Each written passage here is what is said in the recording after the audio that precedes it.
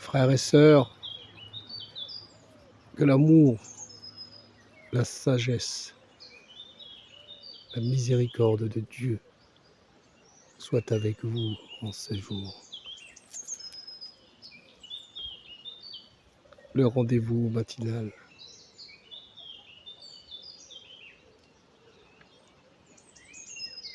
avec cette louange de la création de notre Sauveur, Dieu d'amour, Dieu tout-puissant, Dieu créateur, bienfaiteur. Partage avec vous cette louange des oiseaux, fidèles à notre Créateur.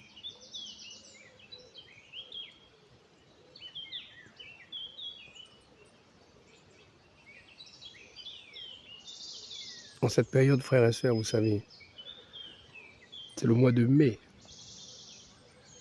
Quel mois de mai!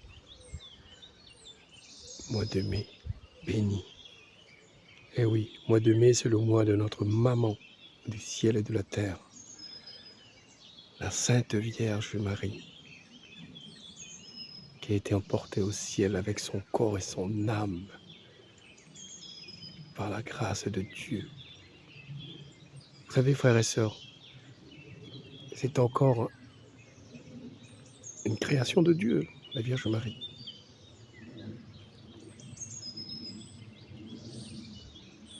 La Vierge Marie, oui, la mère de Jésus-Christ, le tabernacle de Dieu. La sans tache, la Vierge très sainte, qui nous intercède pour nous par ses prières auprès de son Fils, Jésus-Christ. Et oui, ce mois de mai est dédié à notre Vierge, à notre maman. Pour cela, je vais vous faire découvrir un extrait, comme d'habitude, de Maria Valtorta, que Dieu a donné cette œuvre-là, pour notre temps. Si vous voulez découvrir aussi notre maman du ciel, eh bien, référez-vous à cette œuvre, frères et sœurs. Je vous ferai découvrir la naissance déjà, pour ceux qui ne connaissent pas, pour ceux qui ignorent vraiment qui était la Vierge Marie, et qui elle est maintenant, et quel rôle elle joue. Quel rôle joue-t-elle? Eh bien, après Jésus, Fils de Dieu, c'est la Vierge Marie qui vient après. C'est la corrédentrice. Oui, Sainte Vierge, intercède pour nous auprès de ton Fils, Jésus-Christ. Merci pour ta fidélité, Sainte Vierge. Merci pour ton amour. Merci pour tes prières. Et nous te saluons. Nous te rendons grâce.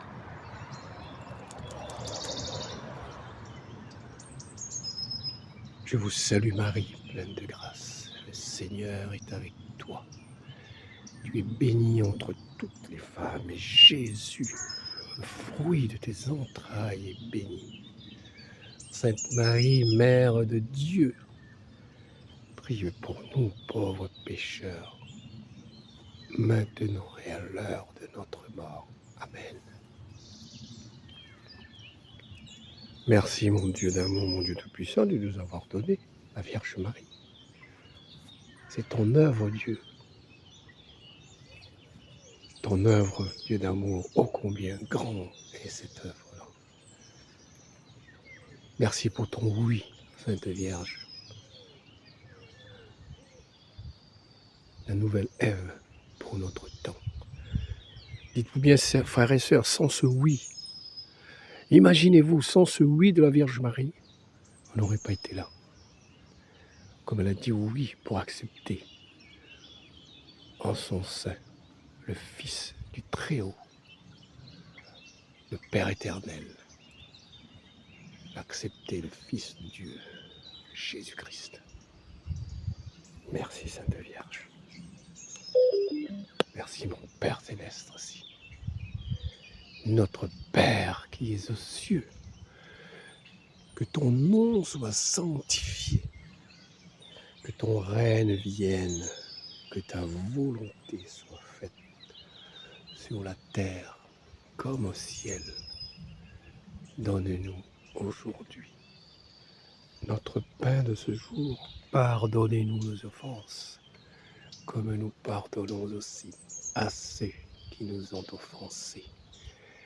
Mais ne nous soumets pas à la tentation, mais délivre-nous du mal. Car c'est à toi qu'appartient le règne, la puissance et la gloire pour les siècles des siècles. Ainsi soit-il.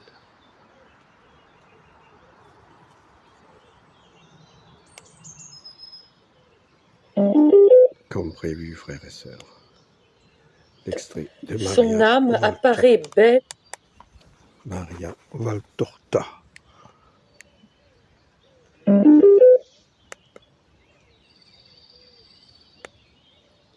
Et intacte comme quand Dieu la pensa. Jésus dit, « Lève-toi en hâte, ma petite amie. J'ai un ardent désir de te porter avec moi Maria dans l'azur Valtorta. paradisiaque de la contemplation de la virginité de Marie. C'est un dialogue que Jésus fait Tu en avec sortiras avec l'âme aussi Maria fraîche Valtorta. que si tu venais d'être créée par le Père, petite Ève, encore ignorante de la chair. Tu en sortiras avec l'esprit illuminé, parce que tu seras plongé dans le chef-d'œuvre de Dieu. Tu en sortiras avec tout ton être débordant d'amour, parce que tu auras compris comme Dieu s'est aimé. Parler de la conception de Marie, la sans tache, cela signifie plonger dans l'azur, dans la lumière, dans l'amour. Viens et lis ses gloires dans le livre de l'ancêtre. Dieu m'a possédé dès le commencement de ses œuvres, dès le commencement avant la création. Il m'a établi à l'origine des êtres avant que fût créée la terre. Lorsque les abîmes n'existaient pas encore, il m'avait déjà conçu. Les sources d'eau vive ne coulaient pas encore, et les montagnes ne s'étaient pas dressées avec leurs masses imposantes, et les collines n'étaient pas exposées au soleil, que j'étais engendré. Dieu n'avait pas encore fait la terre, les fleuves et l'axe du monde, et moi j'étais. Quand il préparait le ciel, j'étais présente. Quand par l'effet d'une loi immuable, il enferma l'abîme sous la voûte des cieux, quand dans les hauteurs il assura la stabilité de la voûte céleste et il fit les sources d'eau vive.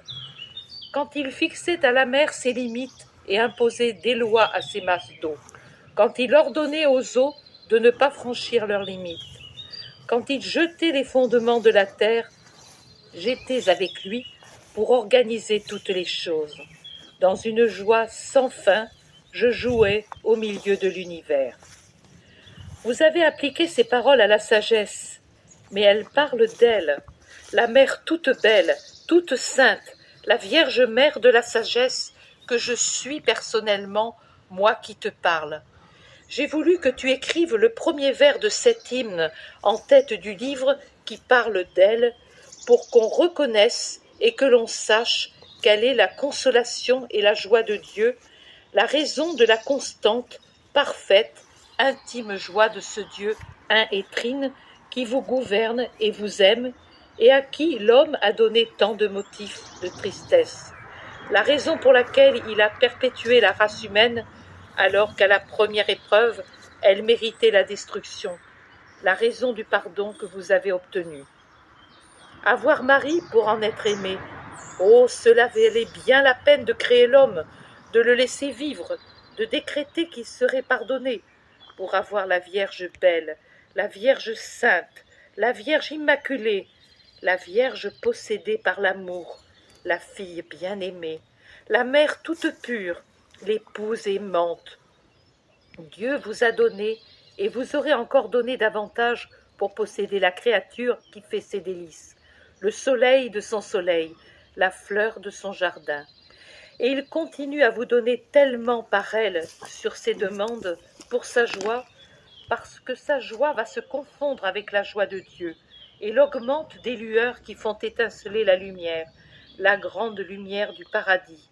Et toute étincelle est une grâce pour l'univers, pour la race humaine, pour les bienheureux eux-mêmes, qui répondent dans un cri étincelant d'Alléluia pour tout miracle de Dieu, créé par le désir de Dieu trine de voir l'étincelant sourire de joie de la Vierge. Dieu a voulu donner un roi à l'univers qu'il avait créé du néant, un roi qui fut le premier de nature matérielle parmi toutes les créatures sorties de la matière et elles-mêmes matérielles. Un roi qui fut un peu moins que divin par sa nature spirituelle, uni à la grâce comme il l'était dans l'innocence de sa première journée.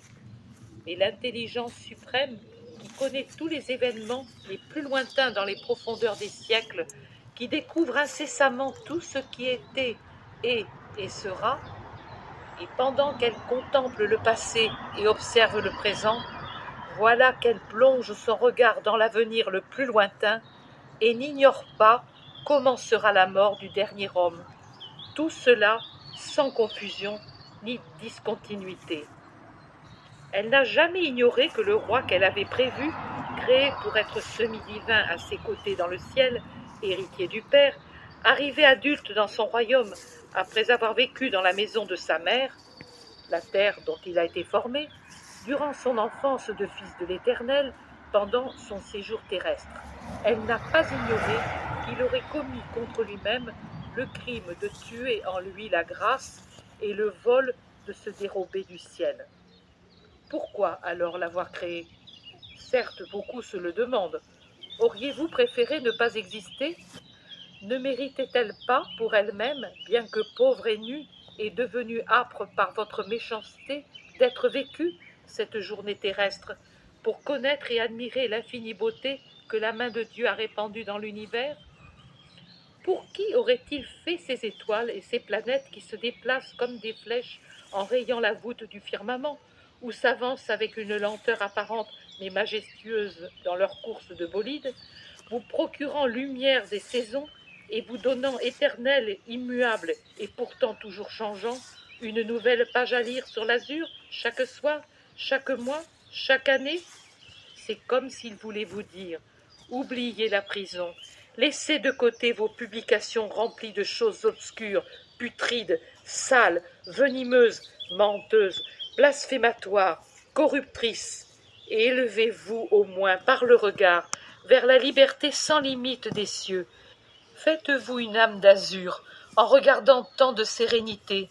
Faites-vous une provision de lumière pour l'emporter dans votre noire prison.